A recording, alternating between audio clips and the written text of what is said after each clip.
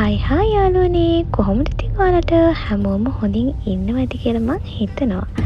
ඉතින් ගොඩාක් දවසකින් තමයි මම මේ බ්ලොග් එකක් අරගෙන එන්නේ.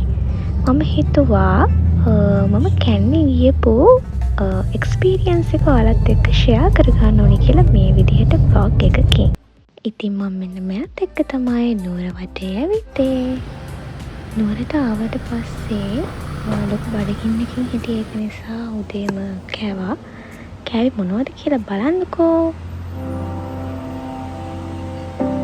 ඉන්දියන් කෑම කිව්වොත් මට වෙන කිසිම දෙයක් ඕනේ නැහැ යාළුවනේ.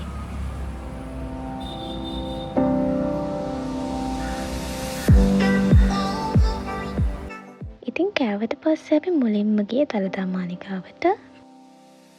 මගේ යාළුවා ගැන කියන්නම්. එයා මාරම හොඳ යාළුවෙක්. මට මෙයාව හම්බුනේ කැම්පස් එකේදී. ඉතින් අපි අඳුනගෙන ලොකු කාලෙකුත් නැහැ. හැබැයි දැන් එයා මගේ හොඳම යාළුවෙක් වෙලා. ඉතින් විශේෂයෙන් කියන්න ඕනේ එයා නුවර කෙල්ලෙක්.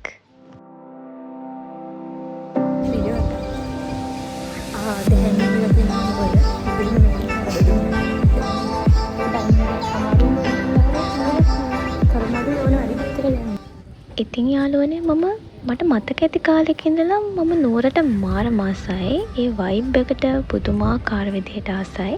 ඉතින් අපේ අම්මත් එක්ක මම ගොඩාක් ඉස්සර නුවර යනවා. හැබැයි මේ නම් සෑහෙන කාලෙකට පස්සේ තමයි මම නුවරට ආවේ. ඔන්න ඉතින් බලා ගන්නකෝ බිසව කොටුව.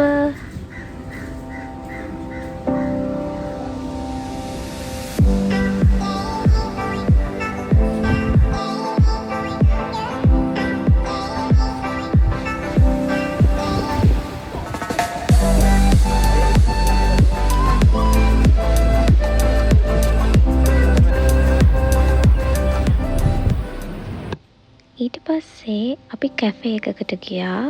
මගේ යාළුවා තමයි රෙකමන්ඩ් කරේ මෙතන හොඳයි කියලා.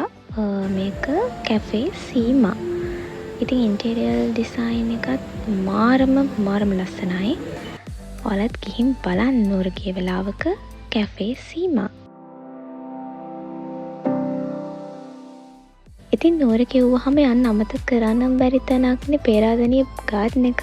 ඉතින් ඔන්න අපි ඒකටත් ගියා. මම ගියේ මෙන්න මේ ලස්සන දිග ගවුම ඇඳගෙන. කියන්නේ යාළුවනේ ඒක ලස්සනයිද කියලා. ඊළඟට අපි ගියා හන්තාන බර්ඩ් පාක් එකට.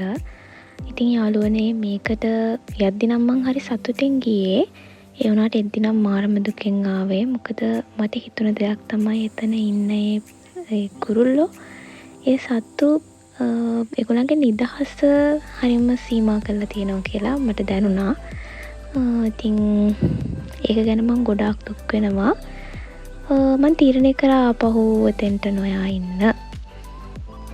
බර්ඩ් පාක් එකේ ඉන්න විවිධාකාර කුරුල්ලෝ අපි මුළු වතාවට තමයි එතනදී දකින්නේ. ඒක ඇත්තටම වැදගත් දෙයක්. ඒ වුණාට මම හිතන විදිහට ඊට වඩා ජීවියෙක්ගේ නිදහස වටිනවා කියලායි මම නම් හිතන්නේ. අපි වුණත් කැමති නැහැනේ කුඩුවකට හිර වෙලා ජීවත් වෙන්න. ඉතින් මේ කුරුල්ලෝ කියන්නේ නිදහසේ පියාඹන සත්ත්ව ජාතියක්නේ. ඉතින් මගේ අදහස නම් මේගොල්ලෝ නිදහසේ ඉන්න ඕනේ කියන එක.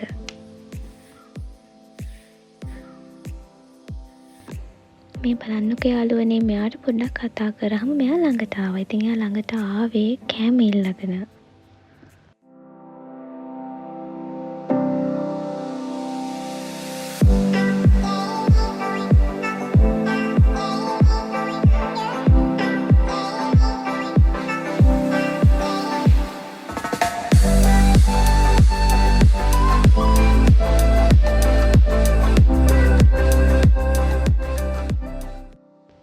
ඇති සංවේදී වුණා ඇති. ඊට පස්සේ ඔන්න අපි ගියා KCC එකේ රවුමක් දාන්න.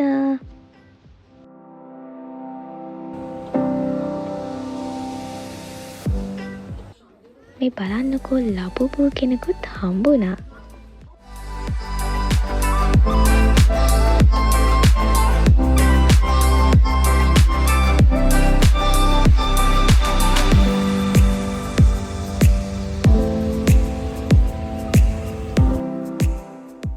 බබල් ටී බොන්න අමතක කරෙත් නැහැ යාළුවනේ. ඔන්න යාළුවනේ අදට බ්ලොග් එක ඉවරයි. මම නැවතත් නිවස බලා පිටත් වුණා. සබ්ස්ක්‍රයිබ් කරපු නැති කෙනෙක් නම් ඉක්මනටම සබ්ස්ක්‍රයිබ් කරන්න. බයි.